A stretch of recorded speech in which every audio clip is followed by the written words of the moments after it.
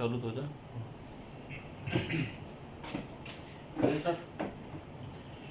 नमस्कार, मैं ब्रजेश ओझा और आप देख रहे हैं न्यूज डिपो। और आज न्यूज डिपो आपके बीच में लेकर आए एक ऐसे मुद्दे को जिस मुद्दे ने सोशल मीडिया में सेंसेशन कर रखा है। यानी हर कोई ये जानना चाहता है कि कौन है ये हिंदू आर्मी, क्या है ये हिंदू आर्मी, और कौन है हिंदू आर्मी का चीफ सुशील तिवारी, जो आए दिन फेसबुक पे और सोशल मीडिया के तमाम प्लेटफॉर्म पे मचा रखी हाहाकार हेट स्पीच से और जो मुस्लिमों को लगातार कर रहा टारगेट। आज हमने हिंदू आर्मी के ही कार्यक्रम में लखनऊ में हिंदू आर्मी चीफ को कह सकते हैं कि पकड़ लिया है और अपने पास खड़ा कर लिया है और उन्हीं के कार्यक्रम में पूछे जाएंगे तीखे सवाल। तो हमारे साथ है हिंदू आर्मी सुशील तिवारी।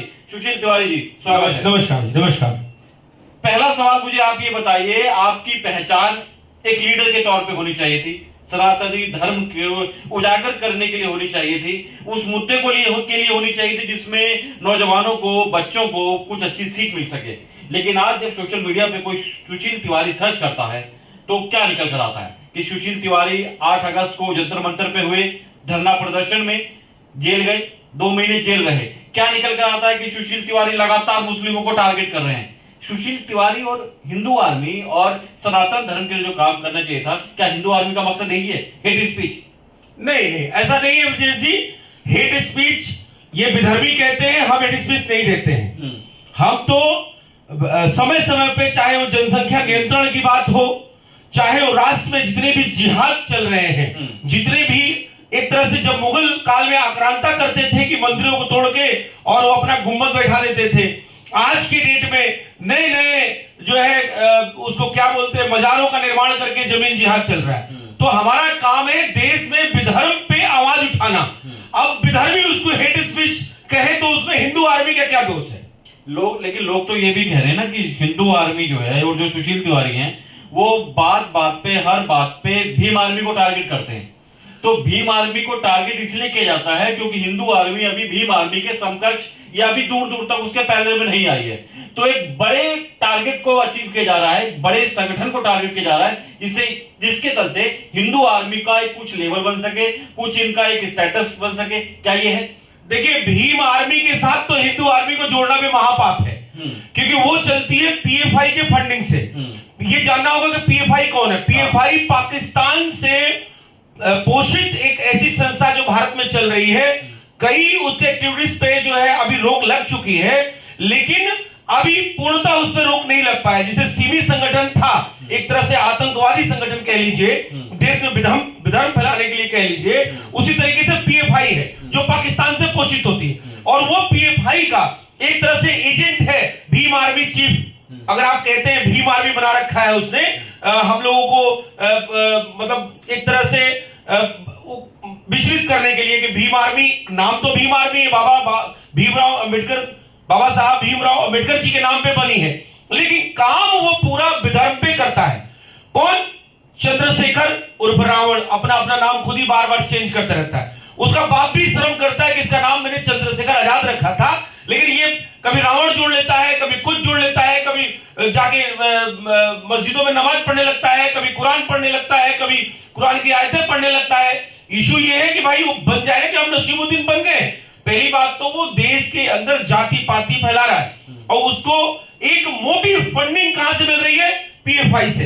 पीएफआई ने 100 करोड़ की उसको फंडिंग इंस्टॉलमेंट में करी है, जिससे उसने 30 से ऊपर फॉर्च्यूनर खरीदी है। और जहां भी वो सभा करता है उसी पैसे से वो सभा भी करता है। और ये सभा होती किस बात से है कि जो यहाँ के जो हमारे, जिसको आप दलित भाई कहते हैं, जो हमारे हिंदू भाई हैं, उनको हमारे बीच में तोड़ने फोड़ने के लिए ये संस्था उसने बनाया हुआ है, ताकि देश के अंदर जो हमारा समाज है, हिंदू समाज, वो बढ़ सके। और वो बांटने के लिए उसने बनाया हुआ है। अब आप कहेंगे 100 करोड़ की फंडिंग का साक्ष्य बताइए, तो ये हिंदू आर्मी तो कहती नहीं है। ये भारत की मजबूत संस्था है ईडी का कहना है कि इसमें तमाम केसेस आप ईडी की वेबसाइट खोलिए और देखिए कि किस तरीके से वो पीएफआई का एजेंट बन के, हिंदू नाम रख के हमें जात पात में बांटने का काम कर रहा है। उसने अपने चुनाव में भी जितने टिकट बांटे थे सारे उन विधर्मियों को टिकट दिए थे। चलिए, मैं यहाँ पे आपको रोकता हूँ, मैं आप ही की बात ऊपर रखता हूँ। आप कह रहे हैं कि वो पीएफआई फंड से चल रहा है, आप कहते हैं कि वो देश में वो जात पाति फैला रहा है, आप कहते हैं कि चंद्रशेखर रावण जो है अपने नाम के बिल्कुल विपरीत या बिल्कुल अलग राक्षसी प्रवृत्ति उसको अपना रखा है। लेकिन उसके बावजूद भी आप लगातार सोशल मीडिया पे वीडियो डाल रहे हैं। ईडी के आपके मुताबिक ईडी ने सबूत दिया 100 करोड़ की फंडिंग का। उसके बावजूद भी आज भीम आर्मी के साथ देश के एक बहुत बड़ा तबका जुड़ा हुआ है। हिंदू आर्मी चीफ के साथ का उतना तबका जुड़ा हुआ है, क्योंकि सवाल इसलिए उठता है जब हिंदू आर्मी चीफ अगस्त में जेल गए तो देशव्यापी स्तर पर जो बड़े आंदोलन होना चाहिए था वो देखने को नहीं मिला। लेकिन वहीं जब चंद्रशेखर रावण जेल गए तो पूरे देश में जो चीज नजर आई वो ये बताती है कि भीम आर्मी आपकी नजरों में गलत है, लेकिन वो जो दिल्ली की जनता है या देश की जनता है वो अभी भी उनको सपोर्ट कर रही है। नहीं, वो देश की जनता नहीं है, सारे बिकाऊ भाड़े के टट्टू है उसके साथ में। आप समझिएगा, देश के अंदर जब एक दलित लड़की के साथ एक विधर्मी समाज का, कट्टरपंथी समाज का लड़का जब रेप करता है तो उसकी कोई भी मीडिया में, ट्विटर पे, यूट्यूब पे, फेसबुक पे, इंस्टाग्राम पे या तमाम जो वामपंथी प्रिंट मीडिया है, इलेक्ट्रॉनिक मीडिया है, उस पर नहीं चलता है। लेकिन यही अगर हम 3 अप्रैल को हिंदू महापंचायत करते हैं और वहां कोई कांड नहीं होता है, उसके बाद भी वामपंथी मीडिया जो है वो जबरदस्ती एफआईआर दर्ज कराना और जबरदस्ती प्रोपोगेट करना, ट्रेंडिंग करना, तो उसके साथ कोई है नहीं। ये अपने दिमाग से सभी लोग निकाल दे। वो जितने लोग हैं वो भाड़े के टट्टू है भाई, वही 10, 20, 50 लोग उसके साथ हमने बताया नहीं, 30 फॉर्च्यूनर पीएफआई के फंडिंग से लिया हुआ है। आजाद समाज पार्टी बना लिया, क्योंकि ऐसा कुछ संविधान में है कि पॉलिटिकल पार्टी चंदा ले सकती है। अब चंदा तो केजरीवाल भी लेता है, वो मदर टेरेसा ग्रुप से लेता है और वो भी धर्मांतरण करता है। उसी तरीके से ये एक तरह से विदेशी ताकत पे पलने वाले ये सारे के सारे एजेंट हैं जो भारत को टुकड़े करने के लिए इनको खूब ढेर सारा धन और दौलत मिलता है। रही बात हिंदू आर्मी की, तो हिंदू आर्मी का अगर आपको ताकत देखना था तो आप 8 अगस्त को जरूर आप आइए, आप मतलब फिर भी कार्यक्रम होगा तो हमारा आइए और हम कार्यक्रम करते हैं।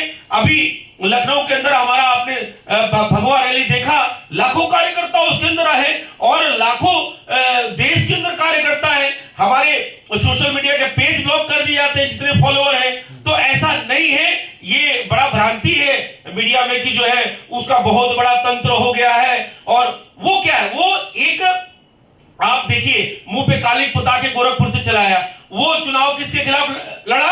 हमारे ईश्वरीय योगी आदित्यनाथ के खिलाफ, और वहां पे उसकी जमानत भी जब्त हो गई। अगर इतने बड़े फॉलोअर होते तो उसकी जमानत 1 सीट नहीं आई।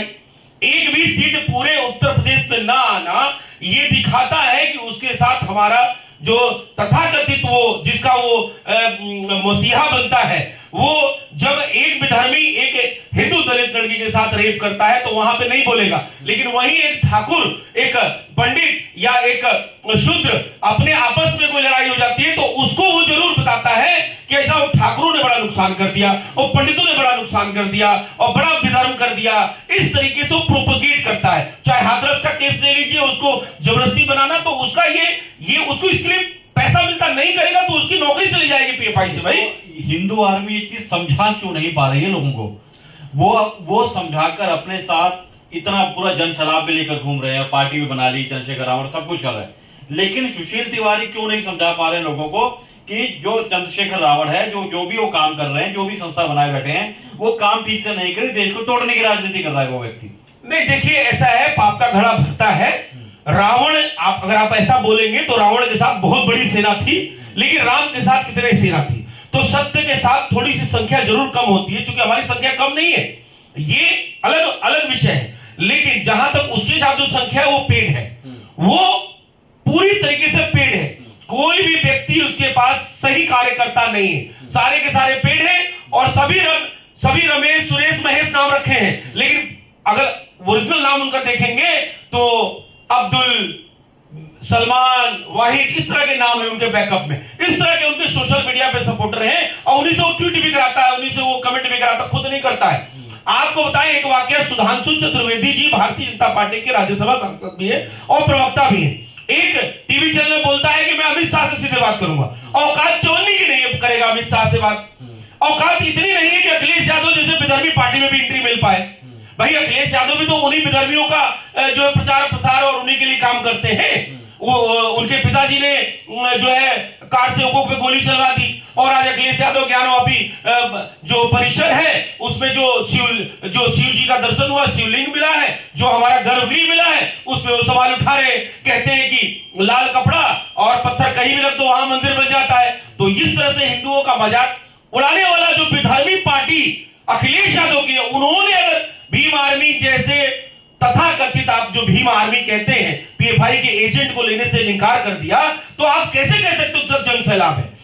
चलिए एक सवाल मैं आपके लिए और लेके आता हूं, क्योंकि सवाल हम वही लेके आए जो जनता के बीच में अभी इस वक्त उठ रहे हैं। सवाल एक ये है, आपको शायद बुरा भी लग सकता है कि अब हिंदू आर्मी के जो चीफ है सुशील तिवारी, वो डर गए हैं। वो सिर्फ फेसबुक पर आकर बोलते हैं, बहुत चिल्ला चिल्ला कर गड़ा फाड़ कर हिंदुओं को बात करेंगे, मुसलमानों को कटाक्ष करेंगे। लेकिन अभी कुछ रोज पहले, कुछ महीने पहले, जब दिल्ली के बुराड़ी मैदान में जनसैलाब आया, हिंदुओं की बात उठाई गई, तो सुशील तिवारी मंच पर नजर तो आए, लेकिन उनकी आवाज सामने नहीं आई, जो बताता है कि शायद सुशील तिवारी अब फिर से डर गए हैं कि यार जेल न जाना पड़े।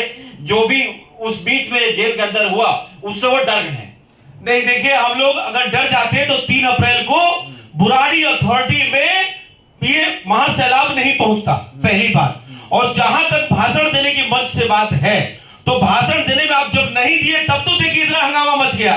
जब भाषण, मैंने कहा ना कि वामपंथी इतने ज्यादा एक्टिव हैं कि ये बिना मतलब की ट्रेंडिंग कर देते हैं। जितने वामपंथी पत्रकार थे वो इंतजार कर रहे थे कि सुशील तिवारी या पिंकी चौधरी भाषण दे, लेकिन हम लोग की अंततः ये बात हुई थी कि नहीं, हम जिस लक्ष्य के लिए आए हैं, तो हम आए थे समान नागरिक संहिता के लिए, वहां गए थे, और वो हमारा समान नागरिक संहिता कहीं ना कहीं आज देश के अंदर अमित शाह जी और 52 वर्षों के बाद जो ईश्वरीय अवतार मोदी जी हैं उसको लागू करने जा रहे हैं। हमारा लक्ष्य भेदना काम है, प्रोपोगंडा करना काम नहीं है। और अगर डर जाते तो 3 अप्रैल को हम जाते ही नहीं भाई।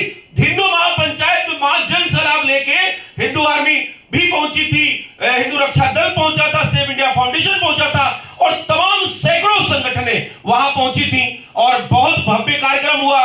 उसमें विधर्मियों ने ऐसा नहीं एफआईआर भी दर्ज कराया। हमने इसलिए नहीं बोला कि हम अगर सही बात बोलते हैं उसको भी हेट स्पीच बोल दिया जाता है, लेकिन हमारा लक्ष्य था प्रधानमंत्री जी तक जन सैलाब और जन सैलाब की जो मांग है उसको पहुंचाना, न कि इन विधर्मियों के जाल तंत्र में फंस जाना। एक सवाल यहाँ पर ये उभर कर आता है कि एक रैली होती है जंतर मंतर पे, कुछ लीडर्स वहां पर जाके बात करते हैं और हेट स्पीच बोलकर उनको जेल में डाल दिया जाता है। वहीं पर अगर हम मुस्लिम कुछ इमामों की बात करें या जो टीवी डिबेट्स पे लोग आते हैं, वो लोग जब स्पीच देते हैं तो वो टीवी डिबेट्स तक रह जाती है, या बहुत से ऐसे वीडियो सामने आते हैं जो ये बताता है कि वहां से भी हेट स्पीच आती है। क्या आपको लगता है कि वहां पर एफआईआर ना होना और जेल जो होने की जो प्रक्रिया है वो ढीली होना, और हिंदुओं की तरफ से या हिंदू आर्मी की तरफ से जब कुछ आता है उनको तुरंत जेल की कार्रवाई हो जाना, आपको लगता है कि आपके संगठन में, आपके लोगों में, या हिंदू जो ये संगठन चल रहे हैं उनमें कहीं ना कहीं एकता की कमी है? नहीं, देखिए, ये बात आपकी सही है, लेकिन मैं इससे बिल्कुल विपरीत हूं। मैंने बताया कि देखिए 600 साल मुगलों का, 200 साल अंग्रेजों का, और 70 साल जो है गयासुद्दीन गाजी के परिवार का राज रहा हुआ है। सारे ब्यूरोक्रेट्स कॉन्स्टिट्यूशन में, न्यायपालिका में कहीं ना कहीं ये सारे के सारे भरे हुए हैं। और जहां तक मीडिया तंत्र की बात करेंगे तो मीडिया तंत्र में आज 80% वामपंथ काबिज है।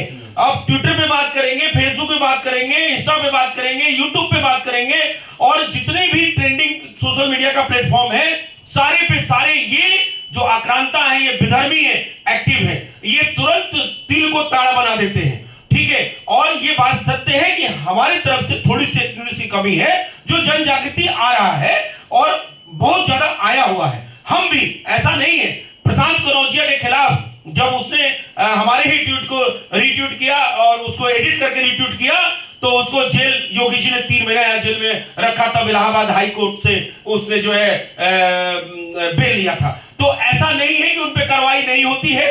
आज आप देखेंगे तो सबसे ज्यादा बुलडोजर उन पे चढ़ रहा है। एक पत्थर फेंक के देखें, बुलडोजर योगी जी का तुरंत घर पे 200 पहुंच जाता है। सुशील जी, आप योगी जी और भाजपा जी की बड़ी तारीफ करते हैं। योगी जी, मोदी जी, भाजपा जी, आपके लिए भाजपा जी की बहुत तारीफ करते हैं।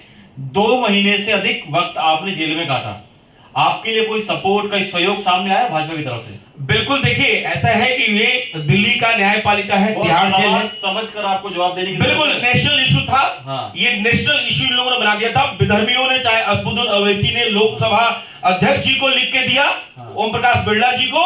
ओम प्रकाश बिरला जी ने गृह मंत्रालय को भेजा। गृह मंत्रालय ने एक अपनी कार्रवाई वहां, गृह मंत्रालय ने अपना वहां दिया कनॉट प्लेस थाने में। कनॉट प्लेस थाने ने न्यायपालिका कार्रवाई करी, लेकिन बीच में तमाम कोविड प्रोटोकॉल और तमाम छुट्टियां थी, इसकी वजह से लंबा जरूर हम लोग को वहां बिताना पड़ा।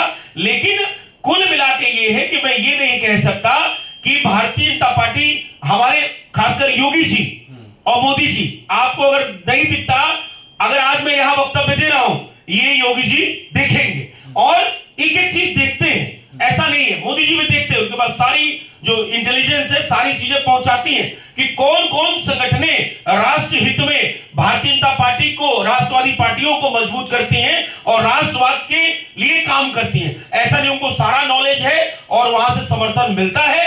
और ये बात सही है, मैंने फिर कहा कि कॉन्स्टिट्यूशन में और न्यायपालिका में विधर्मी बैठे हुए हैं। उन्होंने, जैसा कि दिल्ली की बात अगर आप करें तो वहां एक विधर्मी सरकार है अरविंद केजरीवाल की। ये जरूर है कि 153 ए के हेट स्पीच मामले में तिहाड़ जेल में हम लोग रहे, 8 योद्धा रहे वहां, लेकिन उस जो वहां का वकील होता, सरकारी वकील होता, वो राज्य सरकार का होता है और उसमें हम लोगों को जेल में रखने का काम अरविंद केजरीवाल का था।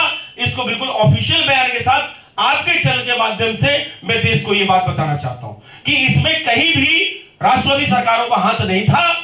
वहां पे जो वकील था, वो सरकारी जो वकील होता है, वो अरविंद केजरीवाल का राज्य सरकार का होता है और उसने हम लोगों को बेल ना होने देने में सबसे बड़ा हाथ किसी का था तो वो केजरीवाल का था। चलिए, सवाल यहाँ पर हिंदू आर्मी तक थे। अब पूछते हैं जो आपके वर्तमान के एजेंडे चल रहे हैं। ज्ञानवापी पे आपके लगातार वीडियो आ रहे हैं, मुझे ये बताइए, क्या मस्जिद जो नई नई बनाई जा रही है, हिंदू आर्मी उसके पक्ष में, क्या नई मस्जिद भी नहीं बननी चाहिए या पुरानी है कि सभी को तोड़ना चाहिए? देखिए, नई मस्जिद, नए मजार के नाम पे पूरे भारतवर्ष के अंदर जमीन जिहाद चल रहा है। नई मस्जिदों के निर्माण के पहले इनको सरकार से अप्रूवल लेना चाहिए, ये हिंदू आर्मी की मांग है। जब सरकार पूरा जांच परख लेगी, हाँ ये वक्फ बोर्ड की जमीन है, कब्जे वाली नहीं है, तब तो वहां मस्जिद का निर्माण हो, अदरवाइज कोई नई मस्जिद का निर्माण नहीं होना चाहिए। ये नहीं होना चाहिए कि पहले हमने एक हरी चादर डाल दी, उसके बाद वहां 2 पंचर की दुकान खोल दिया, फिर वहां एक बाइक की दुकान खोल दिया, फिर वहां एक मीट मुर्गा की दुकान खोल दिया और पता लगा हम रोज वहां पे जो है विधर्मी जाके पूजा कर रहे हैं और अपने हिसाब से, तो पता लगा वो जो है उनका इबादत गृह हो गया। तो ये तो नहीं चलेगा। इसके खिलाफ हिंदू आर्मी बिल्कुल आवाज उठाती रहेगी। हर मस्जिद टूटनी चाहिए, बिल्कुल हो, हर मस्जिद जो टूटनी चाहिए, जो हिंदुओं के मंदिरों को तोड़कर बनाई गई है, ये है। हर मस्जिद टूटनी चाहिए जो हिंदुओं के मंदिर को तोड़ के बनाई गई है। इस बात में कोई भी गुरेज नहीं है कहने में कि आप अगर देखेंगे, जैसा कि आज ज्ञानवापी मस्जिद का, ज्ञानवापी परिसर का मामला चल रहा है, ज्ञानवापी के साथ मस्जिद जोड़ना अपने आप में पाप है। देखिए, वो मस्जिद औरंगजेब ने 1669 में तोड़ी थी, मंदिर तोड़ा था और वहां भी मस्जिद का निर्माण किया था। औरंगजेब ने ज्ञानवापी मस्जिद नाम नहीं रखा था, वहां पे नाम रखा था आलमगीर मस्जिद। लेकिन ये वामपंथी विधर्मी जो मिक्स करते रहते, रघुपति राजा राम, पति तपावन सीता राम और ईश्वर अल्लाह तेरो नाम। भाई ईश्वर साथ अल्लाह कहां से आ गया भाई? अल्लाह अलग, उनका वो लोग, उनका अलग इबादत करने वाले लोग हैं। ये तो हमारे पुराणों से लिया गया, रघुपति राघव, राजा राम, पति तपावन सीताराम। इसमें ईश्वर अल्लाह कहीं भी नहीं आता है। धर्म एक है, वो सनातन धर्म है, उसके अलावा कोई धर्म नहीं है। बाकी सब जीवन जीने की शैली है, सबने अपना अपना, ये कबीले वालों ने अलग अपना बना लिया, उन्होंने अपना बना लिया, उन्होंने अपना बना लिया, बाकी सनातन धर्म ही सत्य है। और देखिए, आप जो बार बार कहते हैं कि हम किसी एक विशेष वर्ग के खिलाफ बोलते हैं, तो ऐसा नहीं है। देखिए, जब विशेष वर्ग ने 870 वर्ष से वो कहते हैं कि हमने 800 साल हुकूमत किया है, असदुद्दीन ओवैसी बोलते नहीं है कि हमने 800 साल हुकूमत किया है। भाई, तुमने बड़ा तीर मार लिया है, तुमने यहां हमारी बहु बेटियों का रेप किया, तुम्हारे आक्रांताओं ने यहां मंदिर तोड़े और कहते हो कि हम जो है 800 साल हुकूमत किए हैं। तुमने हुकूमत थोड़ा ना किया, तुम्हारे जो पूर्वज हैं वो लूट के ले गए। भाई, आज ज्ञानवापी परिषद का मामला चल रहा है, वहां हमारे भगवान शिव का जो गर्भगृह है वो पाया गया है सर्वे में। अब उस सर्वे के अंदर वो कह रहे हैं कि फव्वारा है, तो कहने का मतलब इनको तो ज्ञान है नहीं। ये बुलबुले जो पंचर बनते हैं ना, वो उसको फव्वारा बोलते हैं, अब इस शिवलिंग को फव्वारा बोलने लगे हैं। नहीं, यहाँ पे सुशील जी मैं एक चीज ही जानना चाहूंगा आपसे। हर बार आए दिन महीने 2 महीने में कोई ना कोई मुद्दा भाजपा की तरफ से उठाया जाता है। अब एक ज्ञानव्यापी परिसर का मुद्दा आ रहा है। मुझे आप बताइए कि आपको नहीं लगता कि भाजपा के पास, या जो भी बीच में चीजें निकल कर आ रही हैं, कि जो भाजपा के पास जो मुद्दे, मुख्य मुद्दे होने चाहिए, महंगाई, बेरोजगारी, गरीबी, ये मुद्दे मुख्य होने चाहिए, क्योंकि जनता को जवाब ना देना पड़े, जनता कहीं ना कहीं दूसरे मुद्दों पे उलझी रहे, इसलिए कभी ज्ञानव्यापी आ जाता है, कभी दूसरे मुद्दे आ जाते हैं। अब हो सकता है कि जब लोकसभा चुनाव आए तो फिर पीओके का मुद्दा सामने आ जाए, तो मेन मुद्दे कहां जाएंगे? जनता में गरीबी के, सिलेंडर 1000 के पार चला गया, तो आम जनता के पक्ष की बात भी तो करनी चाहिए हिंदू आदमी को। राष्ट्र हित सर्वोपरि पे राष्ट्रवादी पार्टियां काम कर रही हैं, इसलिए हिंदू आर्मी का हृदय से समर्थन है। और जब तक योगी जी, मोदी जी बैठे हुए हैं, तब तक हिंदू आर्मी हिंदू हित की जो बात करेगा वही देश पे राज करेगा। इसी जो हमारा टेंडेंसी है, इसी पे हम चलते रहेंगे। जनता अब रही बात आपकी महंगाई की, देखिए जब भी हिंदू हित की बात आती है तो ये आप नहीं करे, मुझे पता है, ये विधर्मी भी बोलते हैं। जब भी किसी डिबेट में मैं बैठता हूं तो तुरंत महंगाई और बेरोजगारी, बेरोजगारी, बेरोजगारी, महंगाई, डीजल, पेट्रोल, फलाना ढिकामा पे आ जाएंगे सब। आप समझने का प्रयास करिए, महंगाई का जिम्मेदार कौन है? इस बात का जवाब मुझे दीजिए। मैं आपको संक्षेप में अगर बता दूं तो अगर महंगाई है तो रोहिंग्या और घुसपैठियों की वजह से आके हमारे रोजगार पे डाका वो डाल रहे। जो 5 करोड़ थे, जो अब 45 करोड़ हो गए हैं, वो महंगाई और रोजगार पे डाका डाल रहे। हमारे 1 बच्चे होते हैं, उनके 15-17 बच्चे होते हैं। जब वो 18 साल के हो जाते हैं तो वोटों में भी कन्वर्ट हो जाते हैं और साथ में लाइन में खड़े हो जाते हैं रोजगार लेके, रोजगार रोजगार रोजगार रोजगार रोजगार। भाई राष्ट्र के मुद्दों पे अगर राष्ट्रवादी पार्टियां काम कर रही हैं तो मैं ये समझता हूं कि विचलित होने की जरूरत नहीं है। मैं तो ये कहता हूं कि 100 रुपए पेट्रोल है, 200 रुपए कर दे, लेकिन राष्ट्र हित के मुद्दों पे जी अगर मुझे ये बताइए, केंद्र में है ना भाजपा की सरकार, बहुमत है ना, वो जनसंख्या नियंत्रण बिल लाने के लिए किसका मुंह देख रही है? वो आ रहा है। आप कब आ रहा है? देखिए 7 साल पूरे होने का। अरे भाई साहब 870 साल का कोड है, 7 साल में आप खत्म कर देंगे। 870 वर्षों का कोड है, आप 8 साल में खत्म नहीं कर सकते। बात को समझने का प्रयास करिए। मैंने कहा कि 870 वर्षों में जो ये भारत गुलामी की जंजीरों में जकड़ा हुआ था, अभी भी आप समझिएगा, ये तो 2014 में ईश्वर ने कहीं मोदी के रूप में भेजा, भारतीय जनता पार्टी ने बैकअप दिया, राष्ट्रवादी पार्टियों ने बैकअप दिया, संघ ने बैकअप दिया, तो देश में जन जागृति आई और कहीं ना कहीं एक मोदी सरकार बनी। और ईश्वर करे कि मोदी सरकार निरंतर चलती रहे, योगी सरकार निरंतर चलती रहे। जनता को 870 साल ही और इंतजार करना पड़ेगा? 870 साल तो इंतजार नहीं करना पड़ेगा। देखिए एक एक करके रिजोल्व मुद्दे हो रहे हैं, चाहे वो धारा 370 वहां से हटी हो, चाहे राम मंदिर अयोध्या का मामला हो, आज काशी का मामला, आप ज्ञानवापी का मामला देख रहे हैं, ज्ञानवापी परिषद का, अभी आगरा के ताजमहल का मामला आपने देखा, इंद्रप्रस्थ लाल किला का मामला देखा, कुतुब मीनार का मामला देखा, अभी तो 30,000 से लेकर 40,000 मंदिरों का मामला देखना बाकी है। क्योंकि जब संस्कृति बचेगा, धर्म बचेगा, परंपरा बचेगा, तब राष्ट्र बचेगा, और जब राष्ट्र बचेगा तब हम और आप रहेंगे। नहीं तो जिस तरीके से अफगानिस्तान और सिंध प्रांत से लोगों को भाग के यहां से छुपाना पड़ा, अब यहां से कहां भागेंगे? क्योंकि ये विधर्मी तो अपना जाल फैलाते हुए चले जा रहे हैं। रूमी गेट को आप कह रहे हैं कि राम द्वार है, इमामबाड़ा को कह रहे हैं कि मत्स्य बाजार है, कि फिर कल को आप कह देंगे कि जी लखनऊ को कुछ और बदल दीजिए, फिर कल को आप कहेंगे तो यही सब चलता रहेगा क्या देश में? मैं आपको बताता हूं, देखिए अगर मान लीजिए कि आक्रांताओं ने हमारे चीजों पे कब्जा कर रखा है, आज अगर हम लेने के लिए सक्षम हैं, देखिए हमारे देवी देवताओं के हाथों में सभी के हथियार हुआ करते थे, बात तो समझिएगा, वो आत्मरक्षा के लिए होता था।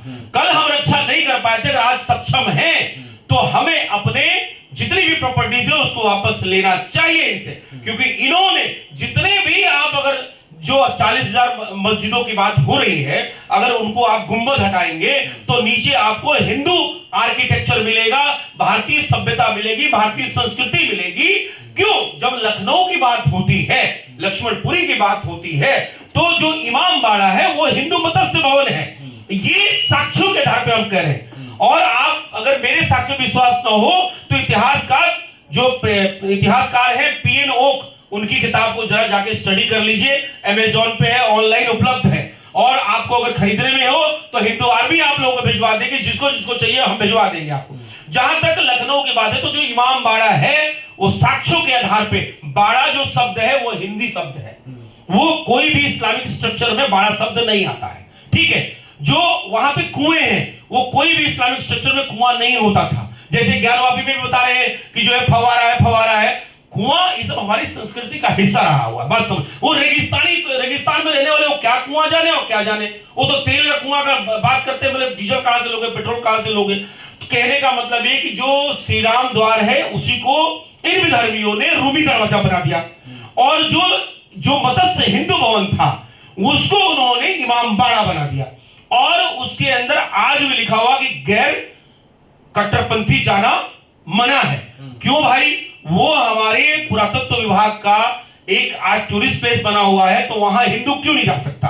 पहली बात। दूसरी बात बता दें आपको कि सबसे बड़ा साक्ष्य, आप कभी अयोध्या जाइएगा, वहां दशरथ महल पे मछली का चित्र बना हुआ है। इस्लामिक स्ट्रक्चर में या उनके जो किताब में लिखा हुआ, क्या कहीं पशु पक्षियों को या किसी जीव जंतु को कहीं भी उनके उसमें सम्मान नहीं दिया गया है? वो कहते हैं एक है, उनका एक है, उसके अलावा कोई नहीं है। ठीक है, तो हमारा मानना है कि जो दशरथ महल पे मछली बनी है, वही मछली, वही आर्किटेक्चर वो इमामबाड़ा पे भी बना हुआ है, जो हमारा हिंदू मत्स्य भवन है, जो बावली है, जो बावली बुलरानिया नहाने जाती थी, तो बावली शब्द भी कहीं इस्लामिक उसमें नहीं है। ये किसी भी इतिहासकार से आप पूछ लीजिएगा। कुल मिला के वहां एक नहीं सैकड़ों ऐसे, जब जिस तरीके से ज्ञानवापी का सर्वे हुआ, ज्ञानवापी परिसर का सर्वे हुआ, आज ताजमहल का मांग हो रहा है, तेजो महल का, उसी तरीके से कुतुब मीनार का आप देखेंगे तो इन्होंने जैसे ये सफेद टोपी पहनते उस तरह से इन्होंने हमारे मंदिरों पे भी एक टोपी पहना दिया और उससे हमारा ध्वज हटा दिया, भगवा ध्वज हटा दिया और इसको अपना बना लिया। अब धीरे धीरे होता क्या है, आज इलाहाबाद का नाम प्रयागराज हो गया है, लेकिन अभी भी लोग हैबिट नहीं ला पाए, अभी भी इलाहाबादी बोलते हैं। तो धीरे धीरे धीरे धीरे धीरे धीरे वो आदत बन गई कि इमामबाड़ा है तो इसका वो उस जो है उस नवाब ने इसका उद्घाटन किया था, उसने बनाया था और गरीबों के लिए बनाया था, और एक कहानी नरेटिव जो है, नरेटिव पे नरेटिव हमारे बीच ठोक दिया गया। वहां लक्ष्मण टीला भी है, क्योंकि लखनऊ का एक इतिहास है। भगवान राम जब आए थे, कहां से? रावण को मार के, तो उसके बाद उन्होंने एक राज्य दिया लक्ष्मण जी को, वो राज्य था लक्ष्मणपुरी, लक्ष्मण नगर। ठीक है, आज वो लखनऊ है लेकिन वो लक्ष्मणपुरी है। आज भी लक्ष्मण टीला है, वहां पे साक्ष्य है, और वही है जहां इमामबाड़ा है। लखनऊ से क्या दिक्कत है? नहीं, लखनऊ से कोई दिक्कत नहीं। देखिए, लखनऊती ये नवाबों ने कर दिया था, हमें तो लक्ष्मणपुरी ही चाहिए, लक्ष्मण नगर ही चाहिए।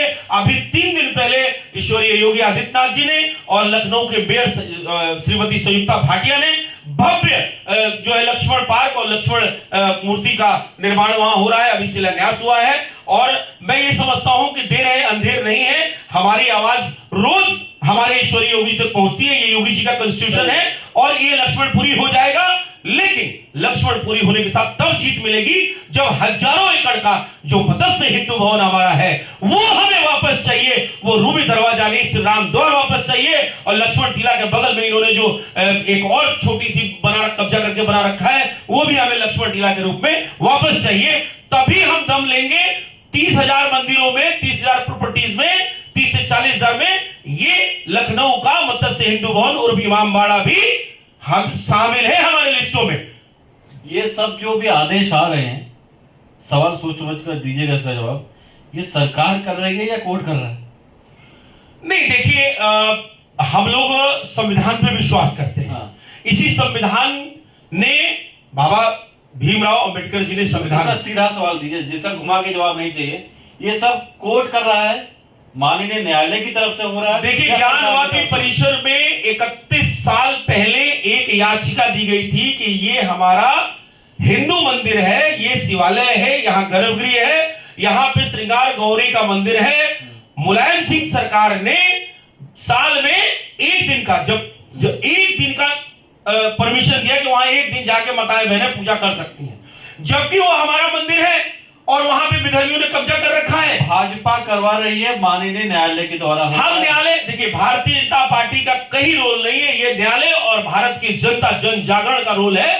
जो न्यायपालिका का, चाहे अयोध्या की बात आती हो और चाहे काशी की बात आती हो, मथुरा में भी आज न्यायालय ने कह दिया कि नहीं, इस केस में सुनवाई होगी। अगर न्यायालय की तरफ से हो रहा है तो भारतीय जनता पार्टी के कार्यकर्ता और उनको मानने वाले समर्थक इस मौके को क्यों भुना रहे हैं, मुझे बताइए। नहीं, मौका कैसे भुना रहे भाई?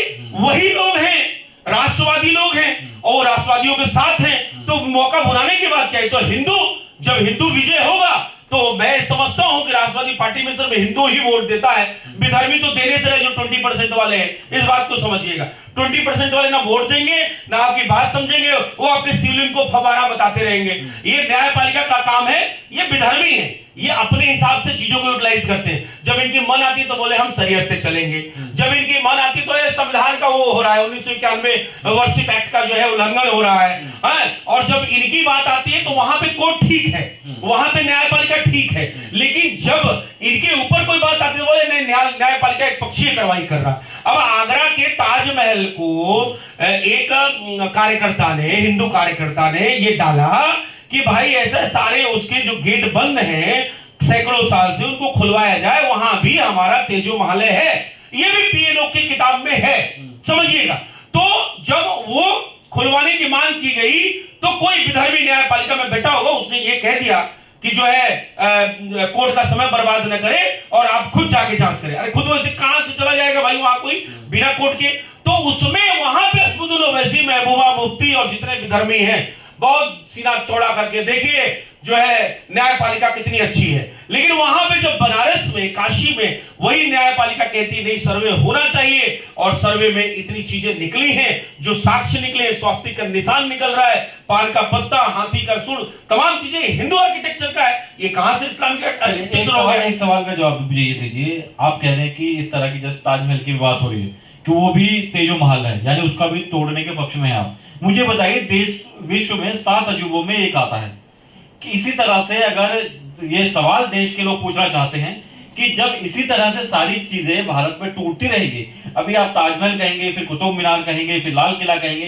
तो ये जो पुरानी चीजें बनी हुई हैं, जो एक कहा जाता है कि दिल्ली में लाल किला पहचान है देश का और देश में विश्व में पहचाना जाता ताजमहल की वजह से कि 7 अजूबों में से एक है, तो कहीं ना कहीं देखा अजूबों के साथ, देश की पुरानी स्ट्रक्चर के साथ हम लोग खिलवाड़ नहीं कर रहे हैं। नहीं, देखिए ऐसा है कि जहां तक लाल किला की बात है तो इंद्रप्रस्थ है, समझिएगा बात को।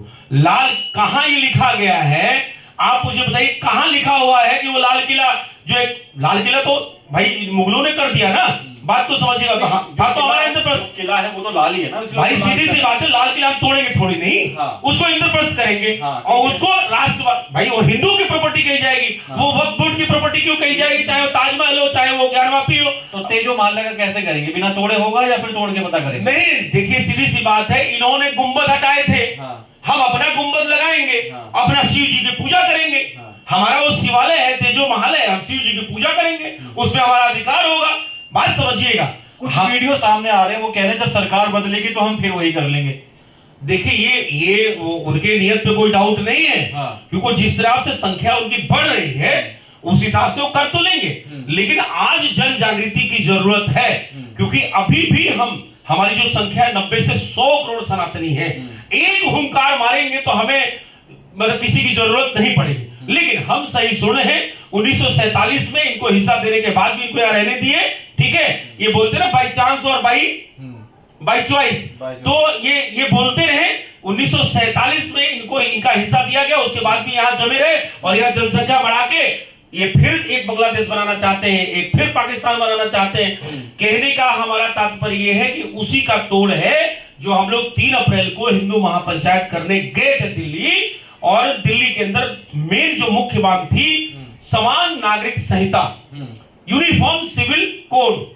तो ये अगर आ जाता है तो एक पत्नी आपकी, एक पत्नी मेरी और एक पत्नी विधर्मियों की, तो बच्चे एक पत्नी से कितने बच्चे पैदा कर लोगे? और अगर हमारे 2 बच्चे होंगे तो भैया तुम्हारे भी 2 बच्चे होंगे।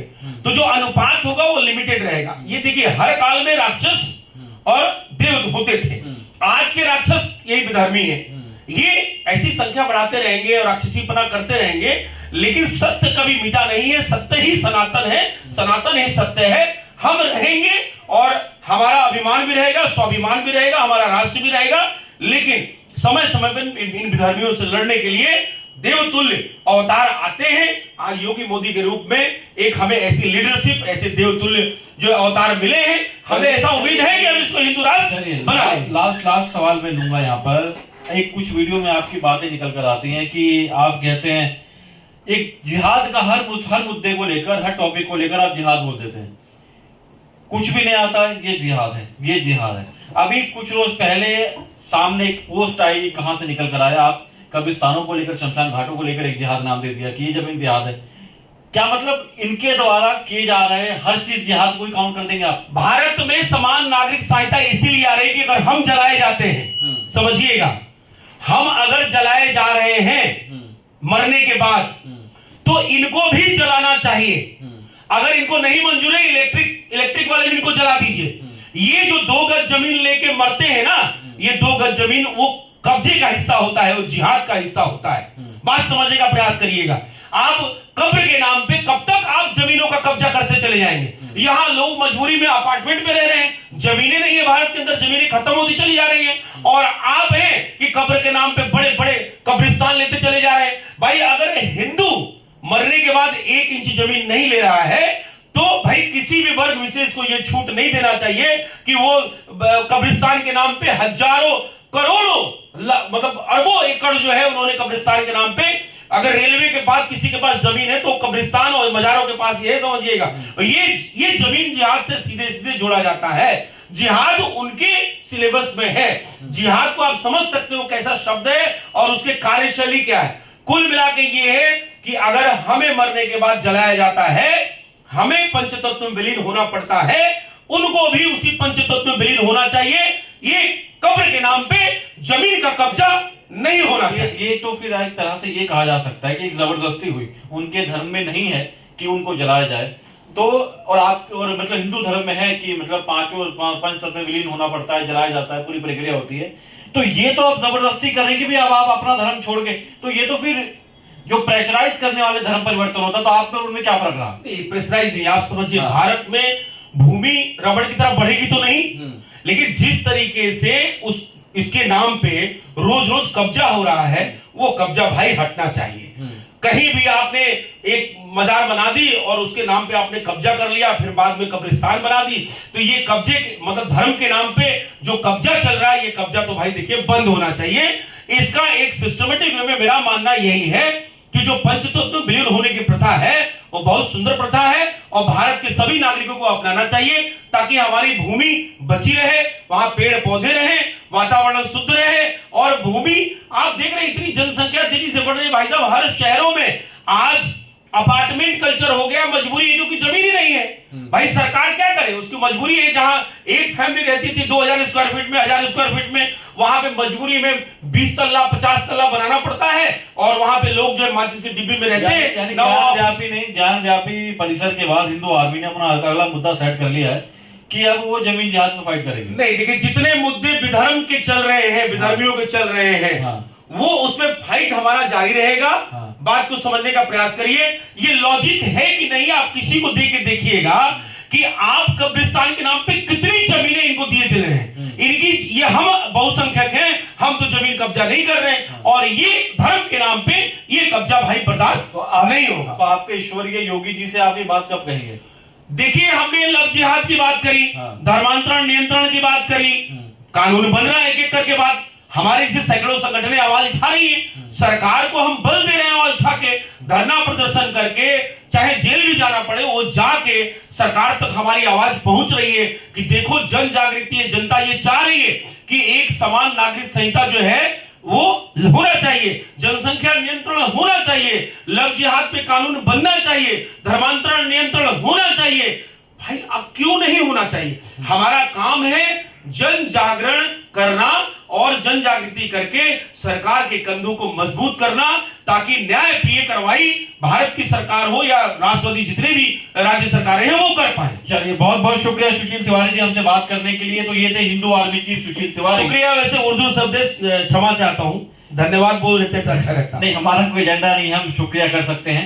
हम हर धर्म को और हर भाषा का सम्मान करते हैं। पहली बार धर्म और कोई होता ही नहीं, धर्म तो एक सनातन है। अब ये मीडिया को भी टेक ओवर करने की कोशिश है, वो हम होने नहीं देंगे। आपका समय पूरा हो गया, अब आप मुझे बोलने दीजिए। तो ये थे सुशील तिवारी, हिंदू आर्मी चीफ, जिनका मुद्दा और जिनसे हर मुद्दे पे हमने बात करी। न्यूज डिपो ने हर वो सवाल पूछे जिसे पूछने से शायद जो दूसरी मीडिया है वो घबरा रही थी, कतरा रही थी। हमने इनसे उस मामले में भी पूछा कि क्यों ये बुराड़ी में जब दोबारा गए तो इनकी आवाज नहीं निकली, क्यों ये बार बार जब चिल्लाकर बोलते हैं और जोर जोर से आवाज लगाते हैं कि इस मुद्दे पर आवाज होनी चाहिए, क्यों ये भीम आर्मी को टारगेट कर रहे हैं, क्यों ये सिर्फ योगी जी के मुद्दे पर बात करते हैं, क्यों ये मुस्लिमों को ही टारगेट करते हैं। यानी हर वो सवाल जिस सवाल को पूछने में हम तो नहीं हिचकिचाए और शायद सुशील तिवारी भी जवाब देने से नहीं हिचकिचाए। इंटरव्यू आपको कैसा लगा, वीडियो के नीचे कमेंट बॉक्स में जरूर बताइएगा। हम फिर आज होंगे किसी नए मुद्दे पर, तब तक के लिए बहुत बहुत शुक्रिया। नमस्कार।